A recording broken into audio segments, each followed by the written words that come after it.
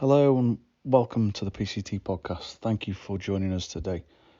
Well, 14 episodes. We didn't think we'd get this far. Over 1,500 views, over 2,000 listens on the podcast stores. Wow, your support has been amazing. You do not want to miss this episode. We catch up with Luke Garrard, Boreham Wood manager. Absolute gold dust. Don't forget to subscribe, drop us a 5-star rating, and share our content. Enjoy. So on today's PCT podcast, we are joined by Boreham Wood manager Luke Garrard, who's going to speak about his journey to date and also becoming the youngest manager across the 5 leagues. Good evening, Luke. How are you? Very well, thank you, mate. Thanks for having me on board. Fantastic. Thank you for taking time out of your family life to come and speak to us. How are you finding lockdown at the minute? We spoke just previously off air. I'm loving it. I have to say, I know it sounds funny. It's horrible. What's going on is horrible. And obviously the pandemic and the coronavirus is something that has affected people's lives because of the deaths. I can imagine there's people that I know that have been affected by it. So that part isn't nice. But in terms of, I'm never going to have this period again, in my opinion. I'm never going to have 8 to 9 weeks with my 2 kids and my wife. And I'm along the lines of, you have to embrace things like that. So I'm fully embracing this period, and yeah, being as active as I possibly can coming onto things like this to keep me engaged as much as helping and assisting with information that your viewers might take on board. Yeah, no, it's been, and again, we mentioned off air that, it's nice to just come out of the fast lane and have that family time that we might not have. I know your schedule's probably a lot more intense than maybe grassroots coaches, etc. But we all live life in that fast lane, and we're constantly going from one job to another. So to have this time to just spend quality moments is priceless, really. No, you're spot on. I've got to be honest. It is. I don't care whatever level you're at. If you're managing, my dad used to manage my Sunday team. Okay. So he was an electrician. So he used to leave the house at 5 a.m. Used to get back at 6 p.m. Used to pick me and my brother up, grab us in the car, train on a Monday and Wednesday evening, and then finish his sort of evening at 9 p.m. Go again 5 a.m. the next day. So I don't care if it's Premier League or League Two. Yes, the spotlight's on the Premiership, the League Twos, the League Ones, the Championship. But yeah, if you're involved in football, it is full throttle. So it is nice to come out of that fast lane as such, and embrace the time with your family.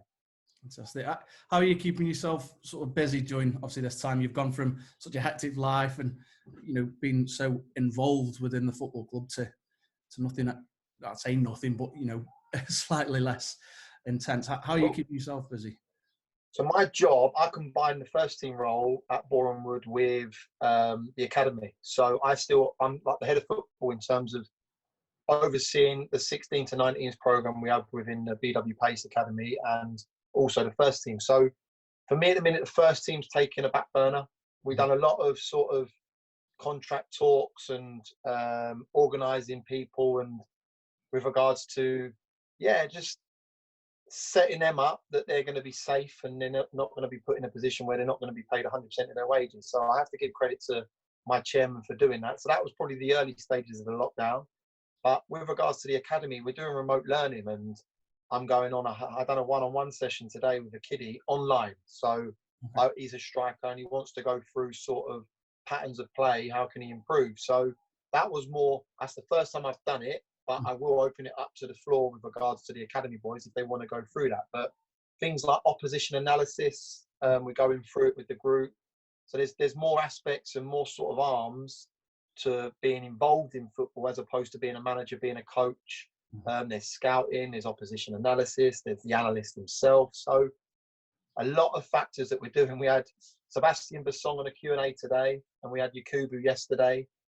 So yeah, that's keeping me busy, I have to say. I'm sort of doing CPD days with the coaches. So I'm setting them tasks, and then they're setting me tasks. So we'll watch a game, and I want to know sort of their shape, their personnel, their strength, their weaknesses. So again, that's engaging the coaches. So a lot on that side is keeping me engaged at the minute. And I think you need to. I've planned my pre-season. When that looks, I don't know. I've got a 4, 6, 8, and 10-week pre-season. If we come back for the playoffs, I've got that 4-week turnaround. If we come back in September and we've got the 6 weeks, I've got the 6 weeks one. If we come back December and we're starting late January, then I've got the 8 to 10 week one. So I've been kept busy doing that, mate. And to be fair, it's keeping me sane at the minute. Yeah, I can imagine. I mean, before we touch on obviously the work with Boreham Wood and obviously the position you were in before COVID came in, just wanted to go about your sort of career into coaching and management. So starting way back when, and you were signed as a boy by Tottenham, how did that come around? Obviously, you were playing in a team managed by your dad there, you mentioned. Did you ever think the opportunity to be signed for an academy would come up? I started off in goal as a youngster. So I actually signed for Arsenal. 4 years I was at Arsenal prior to Spurs. So when you're young and you're playing, you get involved with the districts, the Middlesex. Obviously, I went to sort of a very popular school in and around my area, which had 4 classes a year. So we was a massive school. And in fairness, it was me and another kiddie that he was at Tottenham at the time and I was at Arsenal. So when you then go to the district together, then you go to Middlesex. So we was sort of playing at that level when I was about 10, 11. Played in a Predator Cup for the district, which then I got scouted by Arsenal. I'm an Arsenal man. I'm an avid Arsenal supporter, and so is my dad. So the opportunity to go there was immense. I got coached by Paul Davis, Dermot Drummy, some very, very good coaches there.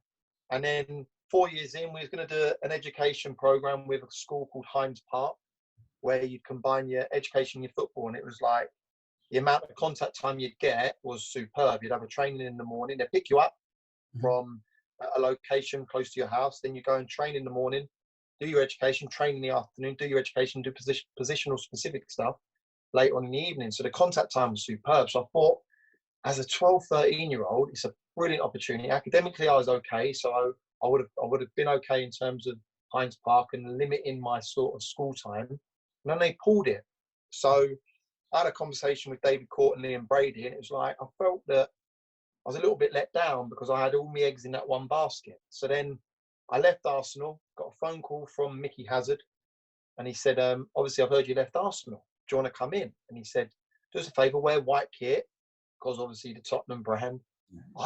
I still, to this day, do not own any sport attire. So I'm sitting here in a black T-shirt. I don't have a football in my car or cones. I literally, even though I'm involved in it, I don't have any of it. So I turned up in my Arsenal kit to the Tottenham training. So I don't have, listen, they weren't best pleased, but they signed me. So in terms of that, I moved from Arsenal to Spurs, spent 3 great years at Spurs. Jimmy Neighbour, John Moncur, Mickey Hazard, Paul Parker, some good calibre of coaches. So yeah, learned a lot at both of them clubs. I'd say they were the elite of the elite. Was I good enough? No, I know I wasn't. Didn't have Premiership pace.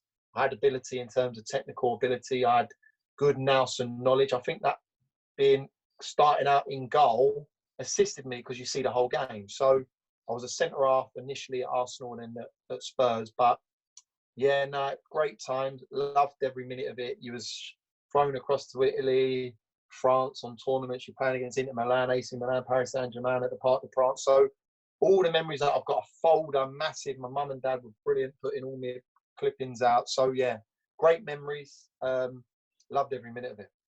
Yeah, I mean, as you mentioned there, unfortunately the time at Spurs did come to an end, and a move to Swindon. How did that sort of come about? Was the exit trials involved, or? Yeah, so spot on. So initially I got released as an under-15 at Spurs, and they planned a trip to Italy. And I said to my mum and dad, as you do, when you go to, you've been in the system 2-3 years, you're in a group, and I could name you the 5 or 6 parents that my mum and dad got really close with. So when we went to Italy, our age group, all the parents decided to go with us. So I got pulled in by John Moncur 2 months prior to that, and he said, look, we're not going to offer you an under-16. We don't think you've got the ability to make it as an under-16. We feel that you need a year somewhere to give you an opportunity to go in. So I decided to go on that trip as an under-15. And again, you'll hear me, I'm honest. You hear my interviews when we play now, I'll tell you if we're bad and I'll tell you if we're good. And I was awesome for this one game, and I broke my foot. And I went to the hospital, broke it in 2 places. But off the back of that, John McCur's never seen me. Jimmy Neighbour never seen me. So when I played that one game, it was like, look, we're going to give you another year. We honestly believe that after that, we're going to put you in. So in fairness, it felt like I got released twice. So when it come around the second time, it was probably a lot easier to take. And then in fairness, I just wanted to go and play with my mate. So I joined a Sunday team called Cop Fosters for the last 2-3 months of the season. And I was like to my dad, I'm done. I don't want to play no more. I didn't really have the love for it. I don't know what to put the sort of pinpoint what it was, but the pressure. I used to struggle sleeping before a game on a Sunday, and it was like, I remember it so clearly. My mum used to sit up, play solitaire on the computer, and I'm there at 2 a.m., 3 a.m. in the morning. I'm so nervous. So I think coming away from it and playing with a little bit more enjoyment with my mates, then their ability, no disrespect to them, I love them all, didn't really allow me to progress. So I then went to the exit trials, as you suggest, Bisham Abbey, and Swindon come up. And I went there, played a game against Colchester, and loved it. Absolutely loved it. So signed there, and again, had some unbelievable memories there. Made me league debut for them. Yeah, hold them in high regard. Yeah, massively. Yeah, so you mentioned there you made your debut at 18 years old. That must have been quite a proud moment to represent a league side at such a young age. Yeah, it was against Oldham. Come on at centre mid. We were 4-0 down, and the gaffers turned around, Andy King, and he said, "Look, go on, go and enjoy yourself for 15 minutes." And then from that sort of first year, I then went and made a sprinkling of appearances. Then the second year, made another 10 to 12, and then in the third year, to be fair, played at Sheffield Wednesday, Bradford, played Leeds in the Cup, and away at Brentford. So yeah, loved it. I have to say, I've got out my door there, I've got a whole sort of walkway of shirts, and I've got 4 Swindon shirts on there that, yeah, massive. To have your name on the back of the shirt is pretty impressive. So no one can take that away from you. Yeah, no, great. Sounds like great memories. And you moved on then from Swindon and had time at Bishop Stortford and Boreham Wood before joining AFC Wimbledon, where you went on to make over sort of 100 appearances. An injury then obviously put an end to that season. How frustrating was it? And at that time, were you then enjoying the love of the game again? Yeah, I have to say AFC Wimbledon was probably the closest to league football that I've been in. I know it's a silly thing. I said in the podcast yesterday that I turned up to sign. It was the smelling of the onions and the burgers cooking and the programme. And normally when you go to a non-league club, there might be a handful of people there. There was about 1,500 people, 1,800 people there. So to have that sort of feel, and there's 5,000 people, please, little man, sorry, about 1,500 people, 1,800 people there, it felt like I was back on sort of the league sort of teams. And I spent 6 great seasons there, done my ACL in 2009. But this shows the measure of the team or the club. The minute I got that knowledge of doing my ACL, the manager rang straight away and said, "We're offering you a 2-year deal." So that sort of, because anxiety, you think your season's done, your career's done, where are you going from here? The fact that he rang me straight up and said, "Look, what you've achieved prior, we honestly believe we'll nurse you back and you'll still have a say at this football club." So I have to give the manager credit, and they're little details that I take on board now, being a manager, because them little touches, I'll pick the phone up to Brownie now and I'll have a conversation with him. And he was a superb manager for me at AFC Wimbledon. And it was tough. I'm a laughy, jokey guy. I love banter. So before a game, I used to have a switch. I used to be the little laughy, jokey guy. I used to nick the 2 tactic boards, like little men off the tactic board. So when he's doing it, he's counting, there's only 9. And I'd hide people's boots. And he knew that he needed me around it. So when I had me up 6 weeks after, he was like, "You need to come back in. I need the group high again." So I didn't really feel out of it. Okay. So in terms of, I weren't going out and playing in that perimeter in terms of the 11v11, but before I was right in amongst it. At half time, I was G'ing people up, and afterwards, it was celebrating the win. So in fairness, my time there, I loved it. And I speak to all the players now, and I speak to all the fans now, and I have a lot of time for AFC, a lot of time.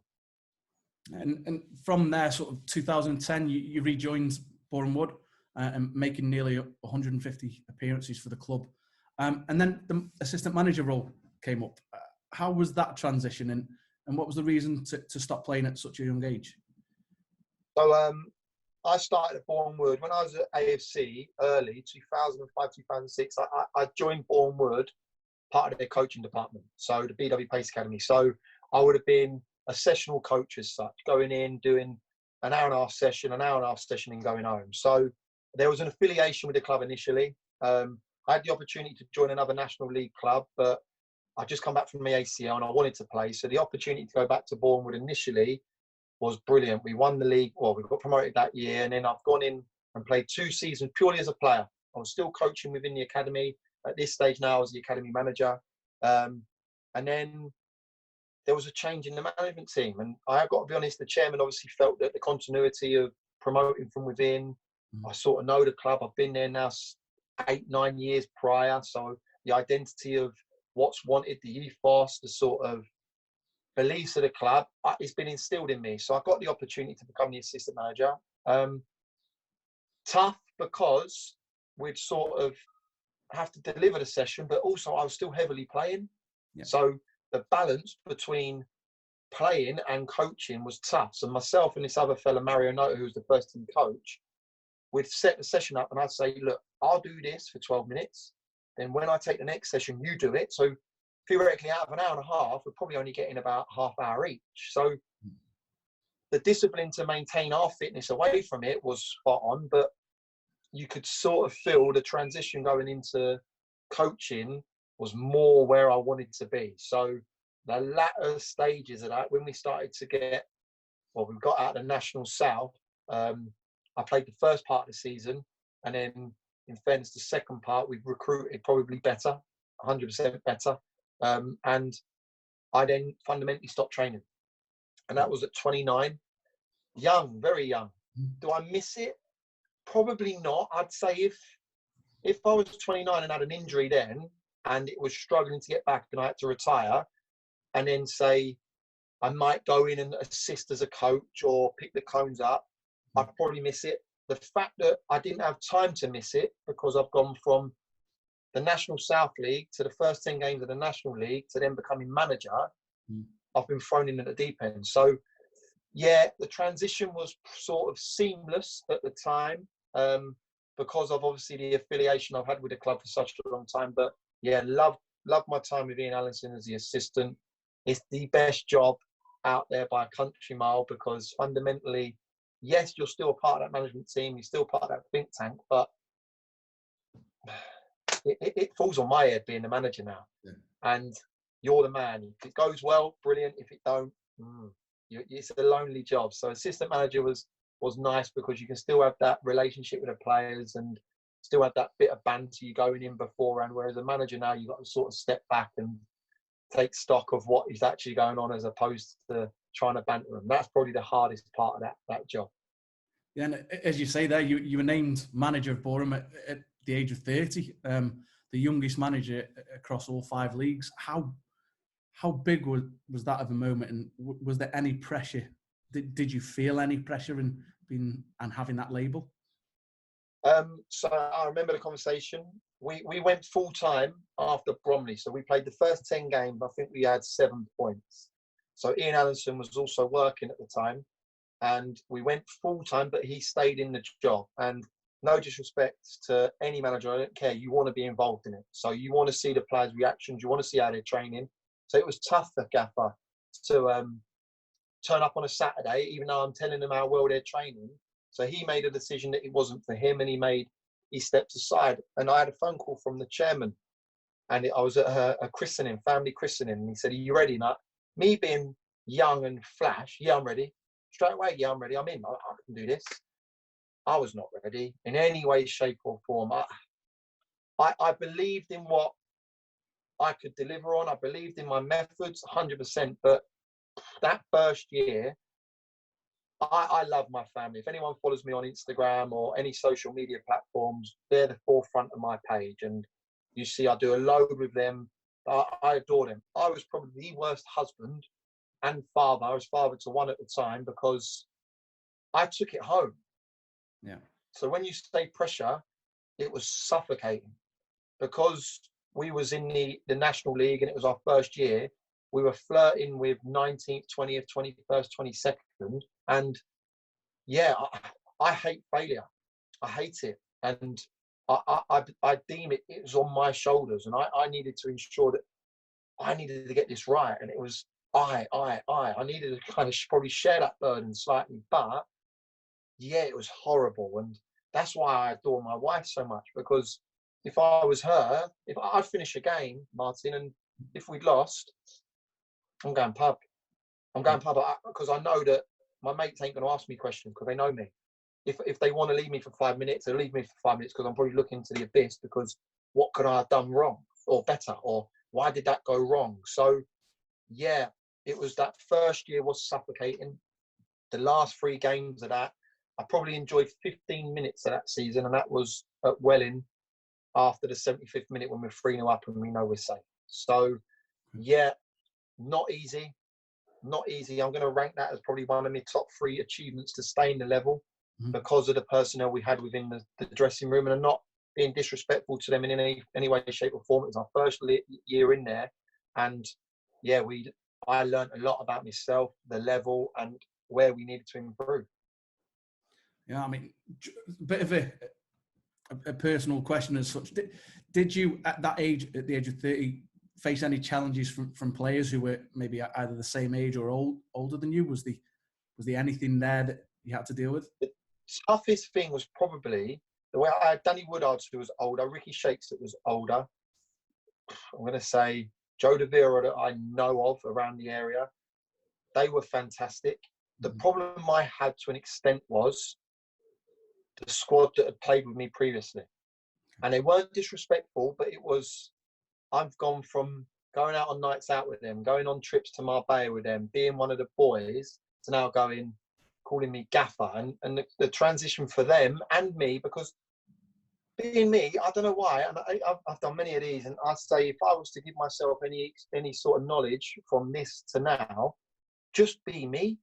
I don't have to be that, I'm the manager now, you need to listen to me. And I think that, like, I turned up in a suit on my first game. And I thought, I'm looking at it now going, why'd you do that for?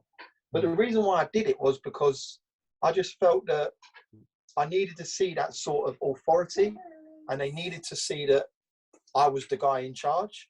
Yeah. So in terms of that, so I just felt that wearing that suit, that they'd see me as the main figure. But yeah, I didn't need to do that. I really didn't need to do that. And there weren't really challenges from them. Probably did they like me saying things at time? No. If you're being dropped by your so-called mate, does it hurt a little bit more, or is there not as much respect? Of course there is. 100% there's the fact that I've never been in that position where I've played in a team and a player from that team has then gone and got a position of authority. So I can't say how I'd feel in terms of a player to that. But in terms of being that manager, then discussing with players, I'd do it totally different now. And if I can give anyone experiences, don't change. Don't change. Yes, just try and be yourself as much as you can. Of course, you've got to dip away from the nights out. And I deleted straight away. The lads said, because I had a conversation with the 3 of them on Friday to discuss that first year. And they said, you deleted yourself out of the WhatsApp group. Then it got announced. And it's like, well, yeah, I can't be seeing the banter that goes in on that. I've now got to pull away. So, yeah, loads of lessons in that first year. So many about myself. You challenge yourself, you do. What I would say, surround yourself with good people. And that's off the field and on it. And I know there was 2 staff members that I had that had my back 100%. I had a chairman that had my back 100%. Because, no disrespect, he's put a 30-year-old in charge that people, I know there was loads of people in-house that didn't think I deserved the job. And did I? I don't know. Because being 30, I've achieved 5 promotions prior to that, and I've achieved another one, 6 promotions prior to that, and I nearly at Wembley achieved my 7th. But as a manager, I didn't do nothing in the game. So I could see why people frowned upon it. And now I hope that I've done enough, because fundamentally that could have been my first and last job. Because if I got it wrong in that first year, I might go in as an assistant somewhere at the level below a coach, because of what we achieved with that team getting up to the National League. But as a manager, I wouldn't be touched again. So yeah, there was a lot of pressure, mate, a lot of pressure. Quite a bold move. And the reason I wanted to sort of discuss that was there may be coaches out there. We're seeing a lot of young coaches now, early 20s, attaining B license, which is fantastic, because, the level of information and knowledge that's out there is great. But maybe that might be a stumbling block for them to get into open age football and maybe coaching, I'd say, senior pros or senior players. What advice would you give to coaches looking at that avenue and thinking, oh, they're older than me, they might not respect it? Yeah, this is it. Keep doing it. Keep plugging away. Keep getting experience as much as you can, as experience as possible. Obviously, people will go, oh, I need someone with experience. Well, I need to get into that sort of scenario to gauge and get some experience. So for me, keep doing what you're doing. Keep believing in your methods. Keep learning. And I know when you say young coaches, there's Gary Johnson in the National League that I'd take his CV, half of his CV, and he must be 55, 60 plus now. So don't discount that. I hear on these podcasts that, oh, it's about the young coaches now. Yeah. Ask questions, because I ring Gary Johnson up and I ask him questions time and time again, because what he's done, he's forgotten half of what I know. So in terms of that, learn and always take things as much as you can. And yeah, just don't be a closed book. Don't think that it's all new school. Yes, it is going that way with all the sports science and all these tablets now with regards to that, yeah, and probably the older generation will struggle because of the sort of bits that they can utilize with regards to tactics boards on this and all these bits. But in terms of learn, ask questions. I'll ring managers and go, I've got this scenario. How would you deal with it? How would you deal with it? I've got coaching. I've got this coaching session. Can you look at it for me? Can you look at it for me? So that, and they'll go, yeah, but I'll do this. And I've had Vic Akers as my assistant manager, who's 74, and his detail is outstanding. And it's simple. And it's like, how don't I see that? I think I know the game to an extent.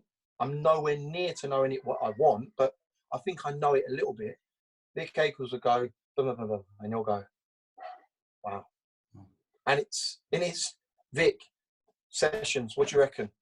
We've had, I said to you off record, we've had Yakubu and Sebastian Basong in terms of doing the remote learning with the academy boys, and they've trained with us. I'll pull Seb and I'll go, what was my session like? I'll pull Yakubu, what was my session like? So if you're working in an environment and say you're in a mini league and you've got an under 8s or whatever, go and CPD other coaches. So you all get together and go, I'm going to run a session Monday, Tuesday, Wednesday, Thursday, Friday. Every one of us come have a look, because we're the biggest feast in the world.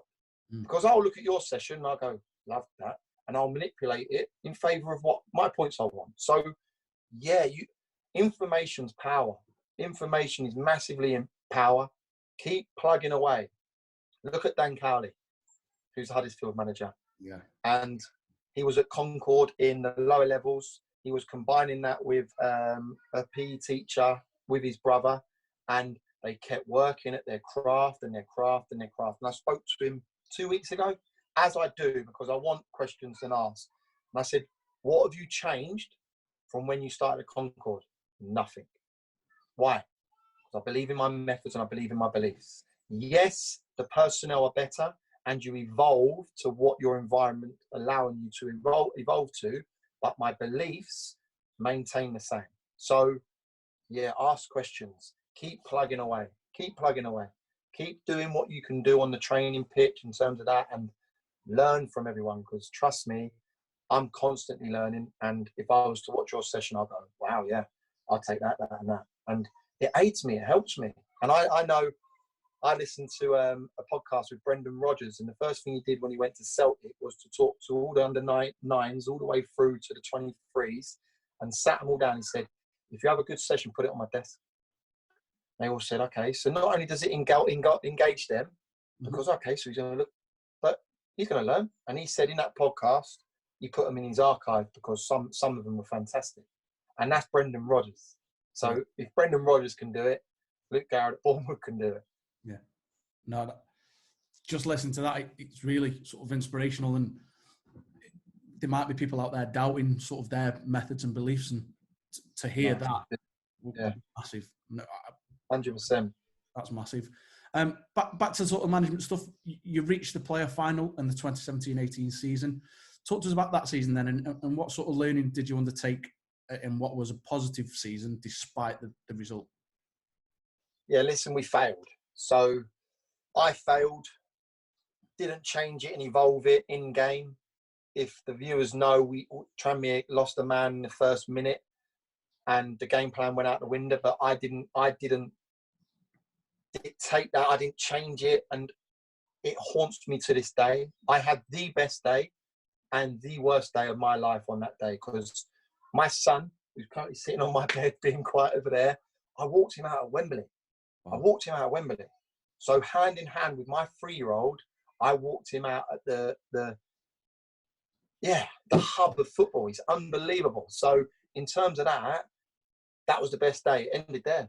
And that season was fantastic. We achieved beating Blackpool in the FA Cup. We had a team there that, again, my methods from that first year, my ideas and my way of coaching didn't change.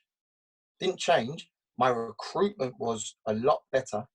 And no disrespect to any coaches in the world, recruitment's number one. I don't care what you say. And you could be the best coach in the world. If you've got better players, you're a better coach. Fact. So for me, recruitment in that year spoke volumes to where we got to.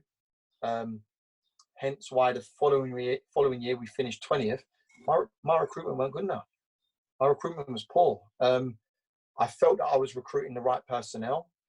And in fairness, after 24 games, we were 7th. But my in-season again, which probably hurt us the year before, because in the final game, we lost Jamie Turner, we lost Kane Smith, and we lost Morgan Ferrier, 3 lads that, in my opinion, would walk into any team in the National League. We lost them on the quarter final as such, and we didn't have them to go to Sutton, we didn't have them at Wembley. Then, in turn, my 3 from the bench that were good, but would affect the game later on, would have to then come in to the team. And then I had 3 under-19s in there that, no disrespect to them, they weren't ready. So recruitment's fundamental. That year we got it right. Wembley was fantastic. Anyone ask me now, went to Wembley, how was it? Yeah, rubbish. Why? I lost. I'm not a bridesmaid, Martin.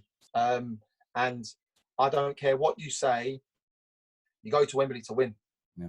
And it haunts me now, because it will forever be a bugbear of mine that I didn't affect the game, because it was fundamentally me. I should have changed the game. I should have changed the shape, and I didn't. But that was a different pressure. So when we talk about pressure in the first year, that was suffocating. That's horrible. Pressure at the top, there is pressure, 100%, to maintain it, to sustain it. But you're not getting sacked if you're sitting 4th. You're not putting corn on the table if you're sitting 4th. So there is a pressure, but that's a pressure within. That's a pressure you put sort of targets with your chairman and your management team from the offset to make sure that you hit them levels. But loved it. Again, learned loads. Learned what it takes to get there. I know what it takes to get there, in my opinion now. Hence why, again, we probably skipped 2 seasons. But this year, my recruitment was very good. And we were sitting 5th. I learned, the club learned, my chairman learned that from the Wembley year, in-season signing, I signed Alex Davey, I signed Joe Quigley, and I signed Ollie Harfield in my Wembley year. One's playing in America. He's finished sort of National League. One's playing for Dagenham that went on loan to Billericay, and one's currently playing for Weymouth. This year, I bring in Matt Reed, that's had 2 promotions in his last 3 years with Lincoln. I bring in Grant Smith, who come to Wembley with us, who was on the bench for us. I bring in Adi Youssef, that scored 28 goals the year before from Solihull to get to the move to Blackpool. I bring in Adam May, that played for Portsmouth and Swindon, that was sitting at the top of the pile. And I bring in Justin Shabu and Nathan Ashmore. My in-season was outstanding. Yeah. What could have been? Who knows? But the lessons and the knowledge and experience that we received from the Wembley year, we weren't doing it again.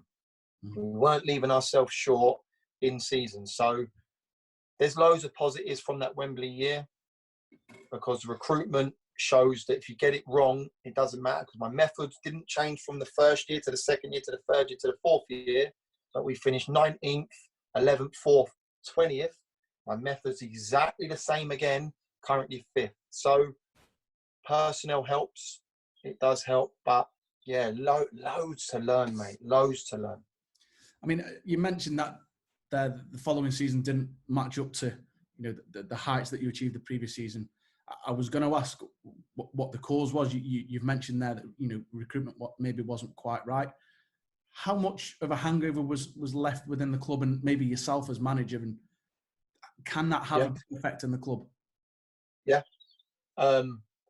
Speaking from myself, I haven't got over it. And that year, I say I haven't got over it. Of course I have, because I need to. That first 4 or 5 months, you know, when the EFL League 2 play on the Saturday, League 1 play their final on the Sunday, and then the Championship play their final on the Monday. And it was at Wembley. I couldn't watch it. I literally could not watch. Seeing the arch, I couldn't see I couldn't watch it. So that was hurting. Everyone that I signed, I compared to the previous year. So we lost Grant Smith, and I brought in Ryan Huddart, and I was like, well, why need Grant Smith? Why need Grant Smith? And that was my hang-up, and I needed to get over that. And this year, it was sort of a clean slate for me. It was sort of, I brought in 8 additional players, 8 already in the building that had previously taken us to Wembley. Yes, they was a party of the 20th, but okay, let's all say that year did have a hang-up. Yes, that did have an effect on us, that we've gone and finished 20th. And now, come on, let's have another go. Let's have another go. Let's see if we got enough. And for me, the question I asked in the off-season when we offered new deals was, have you got it in you to go again? Because we was hurt in the year before. We finished 20th. And to be fair, the likes of the Tom Champions, the Mark Ricketts, the Kieran Mertens-Day-Stevens, Kane Smith again, now obviously missed the year because of his ACL's come back, Sorba Thomas, they've given me everything, given that football club everything. So, yeah, I have to say there probably was a hangover. I can't speak for the players, but for myself, yes, being 33 at the time, if I'm 65, been to 4 or 5 playoff finals, won 3 of them, I'm probably having a different mindset. But the fact that I've gone there and missed that, say that I've been to 1 playoff final, I've lost it, yeah, I probably need to have a little bit more experience to then be able to park that and then think about the future. Yeah. I mean, you've certainly revitalised the group this season, as you mentioned there, adding key signings. And before the current situation has put an end to the season as such, you was sat in 5th place, 6 points off second with a game in hand. Is this going to go down as a season of maybe what might have been? Of course, listen, everyone, we was on a great run. We lost 1 game in 20. I think Barnet lost 1 game in 16. Barrow lost 1 game in 17. And Harrogate, I think, was 1 game in 18. So they'll have the same argument I'll have in terms of they had good consistency, they had good form at the time. I just felt we was in a really good place. We had great momentum. What the future holds, I don't know. All I know is that was the best squad I've had the luxury of working with by a country mile. Do I believe that in the Wembley year, we had better individuals at times? Probably a handful, yes. But as a collective, as an 18, 19, 20-man squad, easily by far the best I've ever worked with. So, listen, if I could dictate the future, Martin, I'd give us both the Euro Million numbers on Friday. We'll all go and buy a planet somewhere, an island somewhere, and we'll go and enjoy our families on that. But look, we was in a very good place with the best away record out of the whole division. We had the third best defensive record. We was in a good place, and it was just about maintaining that and continuing that. And yeah, look, I would like to have said we would have had some success. Who knows, mate? Who knows? Just how are you keeping in touch with the playing squad at the moment? Then is there a certain routine that you've got them onto? I mean, just speaking from our experience, we spoke to Rory Delap earlier in the sort of lockdown, and he mentioned that they're tracking it sort of everything that they do, but treating it also as a time as their downtime between the season and pre-season, because once it kicks back in, or when it kicks back in, and it's safe to do so, it will be pretty intense. Now, listen, we finished on March the 13th, Friday the 13th, and it was supposed to be playing Torquay, which got pulled. They then not been in the building since. Obviously, we then waited for sort of the National League's reaction. We then set them a 6-week training program, which was relevant to their week, so their sort of load. So on a Saturday, I wanted to get in between the 90 and 100% load because of the match. Mm-hmm. Sunday down to 10-15% as an active recovery. On the Monday up to 25-30%, again, sort of an active recovery. Tuesday, heavy load. Wednesday, downtime. Thursday, up to a 65%, 70% load. Friday, 25-30% load. So it was very relevant to sort of a week we would have with the players. That involved Eurofit, which is a thing that we've utilised this year in terms of pre-season, 15 on, 15 off. We felt it worked superbly. Also, other additional runs and sort of a total body workout. And that was devised by myself and the medical department. They'd obviously have a WhatsApp group. They would have to send in their scores and their fat BMI, so on and so forth, with all the medical department. That 6 weeks elapsed. We obviously had a little bit more information from the National League, whether that was continuing or not. So we then give them an additional 2 weeks. We are obviously 9 weeks in lockdown now. They're on a 2-week down tools. So it's relevant sort of to, like Roy would say, they're off season now. Yeah. So if we were to play as a player, I'd go hell for leather. Then I'd have 2 weeks off religiously. And I'd do and eat anything I want, because for me, people come back fit now. So then for these boys, they'll start gearing up. It's going to be tough. Reason being is because, like I said, I've done a 4, 6, 8, 10 a week sort of pre-season schedule for them for a return. What it looks like, I don't know. So getting them back into sort of not peak condition, because you want them not peak. You want them hitting a pinnacle, say within 7 to 10 days prior to the pre-season finishing. But it's going to be tough because your guess is as good as mine. My missus' guess is probably as good as both of ours when we're going to return. So it's tough in terms of that, mate. But they're good lads. We had a Zoom call. I regularly talk to them, see how they are. It's very much just, how are you? How's the family? Because no disrespect, we don't have any information with regards to if the league's going to play the playoffs, if they're nulling and voiding. Are they going to elect a winner? Are they going to send relegation down? So I don't have any information for them. But courtesy calls. Macaroni's birthday the other day, sent him an happy birthday text. So little things like that. We've had a group Zoom call with all management, and we've done a race night. So there is the interaction. Missing them hugely. But in terms of that, I'm probably one of 10,000 other people that are going through the same scenario. So what I'm doing is not right. What other people are doing are not wrong. It's just trying to do the best in this current climate and, keep the players sane more than anything. I know it's Mental Health Week this week, and we got to make sure that they're not have anxiety and start climbing the walls. We need to make sure that we're a support network to them just as much as anything. No, that's brilliant. I mean, a few final sort of questions, as I appreciate, again, time away from your family. It's transition into management then. Was an age or a moment where you realised, yeah, that's something I want to do? Or was it just a natural sort of progression? So I left Swindon, and I had some good coaches there. I had Malcolm Crosby, Mike Walsh, Andy King was an outstanding coach. His sort of knowledge. I never wrote a session down, ever. And I kick myself now. So then I went to AFC Wimbledon, had a great coach in Simon Bassey, was a superb coach, been there for a long time. Again, didn't write a session down. Then Terry Brown and Stuart Cash. Again, Cashy was brilliant. Brownie's sort of managing style was fantastic. Again, didn't write a session down.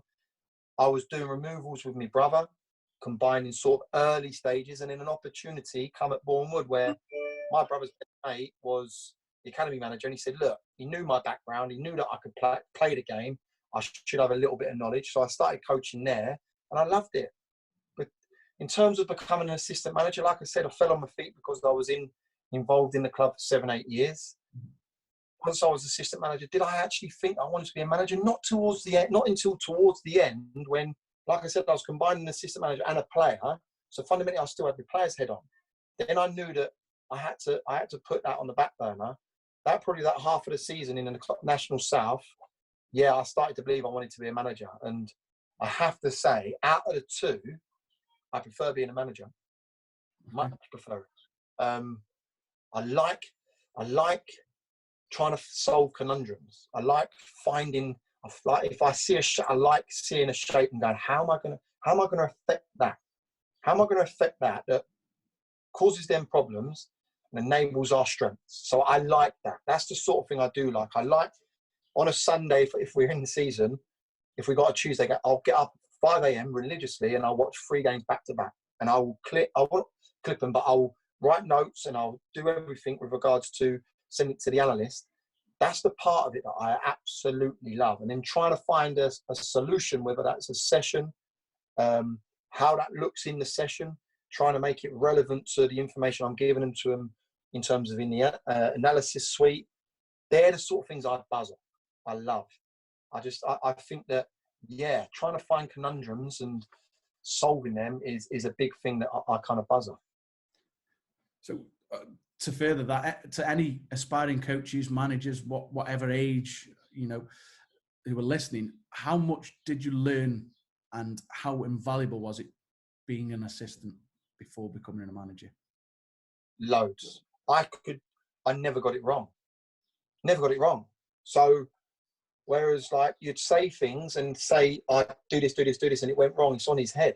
And it sounds so horrible, but in fairness to Ian, the gaffer, he was amazing. He was a manager, and there's coaches and then there's managers. So Ian knew that his strength wasn't coaching, or he could coach, could coach, put a session on, not a problem. His strength was managing. So he allowed me and Mario to make mistakes, to try things. And I have to say, probably because of the relationship me and Mario had with the chairman, it was a lot easier for Ian to do that. And I call him Gaffer still. I ring him up and I'm like, how you doing, Gaffer? And I have such a rapport with him. He's unbelievable friends with the chairman. So the relationship throughout was brilliant. And as an assistant, it's not on your head. You do learn things, you see things, and you can take a backward step because fundamentally he's holding court. He's the one that's delivering that message. And you can go, I'd take that. I wouldn't take that. No, I like that. So, again, I learned so much. And I've learned from managers that I've played for how not to do it. Mm. So when I now look back and go, I wouldn't have done that. Like when Brownie, when I done my ACL, Brownie rang me and went, we're offering you a 2-year deal. And as a player, I was like, I'm going to run for a brick wall for you. Yeah. When I get back after this injury, you've just picked the phone up and rang me and told me and give me the assurance that I'm getting 2 years worth of money. You're paying for my art. Yeah, when I get back, Brownie, I'm telling you now, Brownie, you've got my backing. So them little details I think are massive. He could have left it. Could have left it. I had another year on my contract, halfway through that and gone, we'll see how you are. And as a player, I'll be going, yeah, totally appreciate that, Brownie. The fact that he didn't and gone 2-year deal, I thought, I'd run for a brick wall for him now because of it. Because I thought the respect I've got for him. So the details and the little things, massive. I'm hot on trying to improve the 1%. I'm hot on it because I think if you do that, you ain't far wrong. Yeah, it's amazing there how he treated you as a person and maybe not a footballer. And as you speak, something I've probably experienced is players or people don't remember sessions, they remember how they felt in those sessions. And to have that bond, it sounds like, Ian was a fantastic mentor for yourself. Oh, sorry, and Brownie, fantastic mentors. What key advice would you give them to any aspiring coaches or managers? Do as many sessions. Write them down. Do so in my office. Write them down. Session, session, session, session. Keep them logged. And that's not a prop. That is literally, I have my work, my iPad here. I will write down sessions and content and keep learning. And what I'll do, I speak to a coach now that works for us who's working for another club in the National League. Two fundamentally, I've spoken to him. Two of them are assistant managers, and we set each other tasks. So we are on Scout 7, or we can do the replay reflow, which allows you to watch our games in the National League. We'll pick a game. So he'll pick a game for me and I'll pick a game for him, and we've got to debrief it. And we've got to deliver a PowerPoint to each other. So just continue to learn. Please, trust me, you are. And if you're a young coach, I've had so many people come in and ask me to come and shadow a session. The reason why I'm hot, yeah, come in. And in no disrespect, the kids that I've had in, I say kids, there's some men, I call people kiddies. The fellas that I've had in, and I put out and go, what do you think? And first thing I say, don't humour me. I don't want you to know, what do you think? I don't think that worked. And I go, nor did I. Nor did I. And trust me, when I say that, I've had sessions where I lose my head with my first team coach and go, why didn't that work? So get responses, get answers, ask questions as much as you can, because trust me, you know nothing. I'm scratching the surface of coaching and being a football manager. I've got great working relationships with a lot of National League managers and managers at a higher level. And I'm constantly on the phone. They must hate me because I'm forever ringing them. But I want to get the information. And I say a saying, you might digest 10% and shit out 90. That 10% is massive. So if I can take 10% from 10 people, I've stored up 100% over the course of them 10 conversations. Yeah. So please ask questions, and just keep delivering and enjoy it, and stick to your beliefs. As I said previously, I've evolved as a person and as a manager with experiences, not in terms of my delivery. I've not changed my delivery. My delivery as a 22, 23-year-old sessional coach is still the same. I'm hands-on. I nearly failed a coaching course because I grabbed someone's shoulder and pulled them. But that's how Andy King taught me. Mm-hmm. Where are you going, son? No, you get here.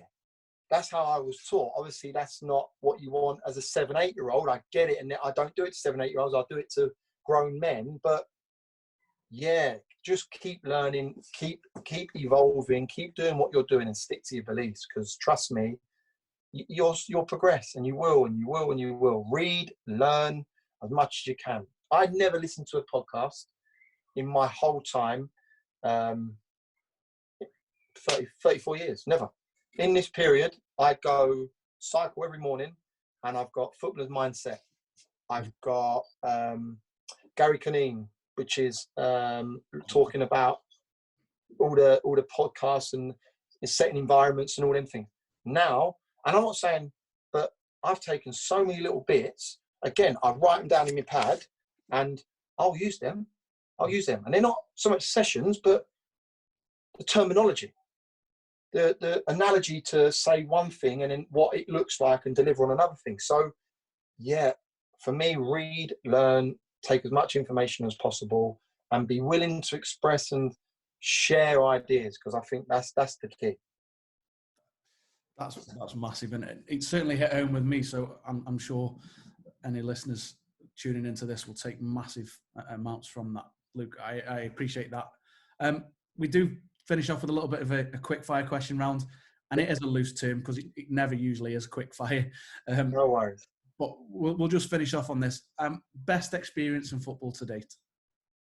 Sutton away in the semi-final of the playoffs. If I could bottle that now, I'd be selling that for $1,000 every 50 mil, because I can remember my journey. I left Sutton. I can remember my car journey. There's one song that come on. Every time I hear that song, my hair on the back of my neck goes up. And that was it's there now. My hair on the back of my neck has just gone up. The feeling, yeah. There's not many highs in football. There's a lot of lows. So that Sutton game, for me, outstanding. Mega. I think I've seen footage of that as well. Yeah. And I think you quoted it on social media of the moment you realise you're walking your boy out at Wembley. Yeah. Magic. Best friend in football? Mario Noto, Daryl McMahon. Two very good lads, worked very close. Done my badges with Macca, worked heavily with Mazza at the BW Pace Academy, was his best man at his wedding. And yeah, we're all close mates. Great lads, love him. Toughest opponent as a player or manager?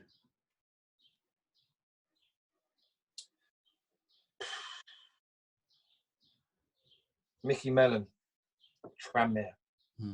Only because it was my last one. I'm going to say there's so many good managers in the National League. I think there's so many people that will progress into the EFL. But just that duel at Wembley, yeah, I hate him. Now, I talk to Mickey Mellon now. I absolutely love him. I text him when it's his birthday. I have great rapport with him, ask him what players he's releasing. He's like another mentor. Talks to me, gives me little things to, if we've won, he'll give me a text. If he's seen it as a bad result, take it on the chin. He's brilliant. Absolutely love him. But yeah, I'll stick that at the Wembley, the final game against Tranmere, as the toughest opponent. Brilliant, thank you. Best player played with? James Milner by a country mile. Come on loan to Jimmy Davis, was good. The boy on loan from Man United unfortunately died when he was on loan to Watford at a young age. James Milner. Yeah, he come from Leeds on loan, and wow. I was coming through the academy, just a bit part in the first team, and he come and played, I think it was 4 to 5 games, and he was that good, they whipped him back. But now I know why he's a Champions League winner. Now I know why he's going to be a Premiership winner. Now I know why they give him year-on-year contract, 1 year rolling every year, because he was immense. Fantastic. Biggest role model or influence in football? Dermot Drummy was massive for me. And he obviously sadly passed away 2 years now, I think. He was amazing to my parents when he was at Arsenal.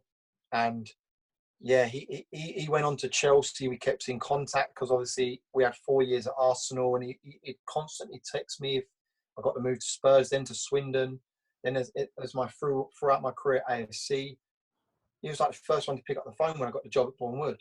And yeah, you know when you say,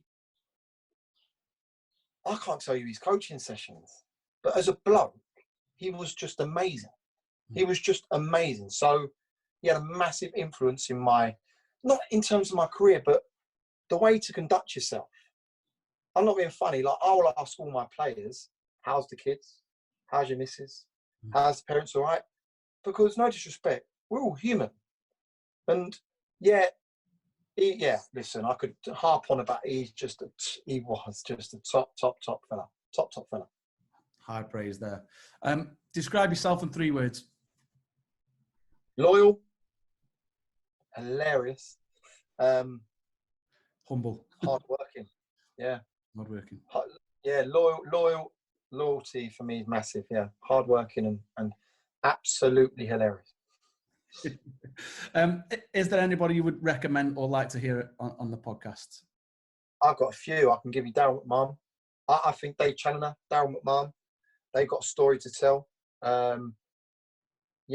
Listen, trying to think players.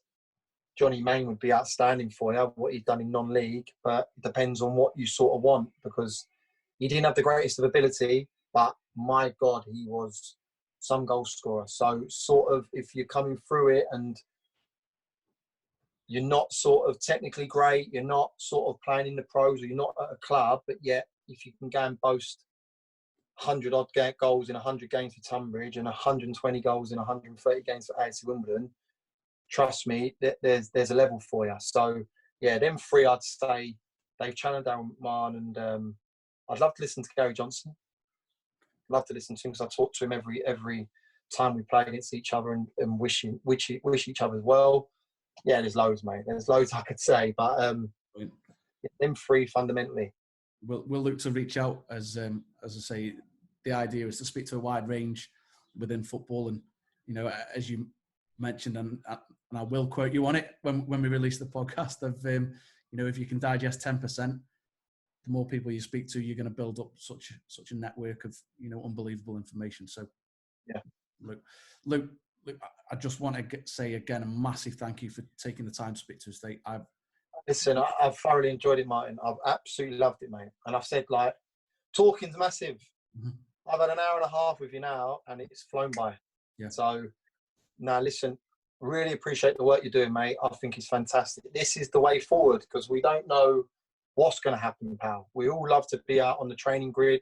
We all want to be delivering sessions, but I think what you're doing is immense. Continue doing it, mate. If you need any support in terms of, I'm taking over your podcast.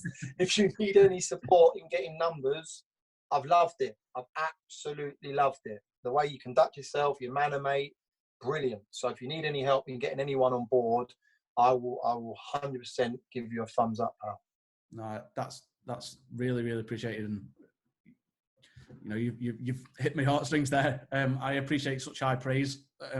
I've been totally inspired and overawed by the conversation, and ultimately forgot that I was the one hopefully asking questions at times. So look, really brilliant, mate. I've been brilliant. I've thoroughly enjoyed it. I can't thank you enough, Luke. And listen, I wish you and the family well.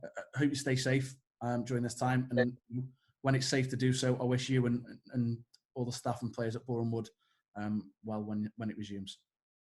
Martin, you're a hero, mate. Stay safe, pal. Absolute legend. Thank you. Speak soon, Luke. Thank you. See you, pal. Bye-bye, mate. Wow. Just imagine at 30 years old having the extra pressure of being the youngest manager across the 5 leagues. Listening to Luke speak, his passion for the game and learning, brilliant. Just brilliant. Let us know your thoughts. Drop us a message, comment, like, share, show us some love. Lockdown has been tough for everyone, and the fantastic content that is out there has surely inspired us all as players, coaches and managers. DuckTig brand is on hand for all of your coaching needs. Whether it be to plan sessions or take notes whilst observing games, DuckTig are able to cover all of your needs. Use the discount code Irvine20 at checkout to receive a discount. Thank you for listening. We hope you enjoy the content that we're trying to bring to you. Don't forget, new episodes will be released every Monday. You can find us on the iTunes Store, Spotify, and if you want to see the video, you can see it on our YouTube channel, PCT Football Coaching.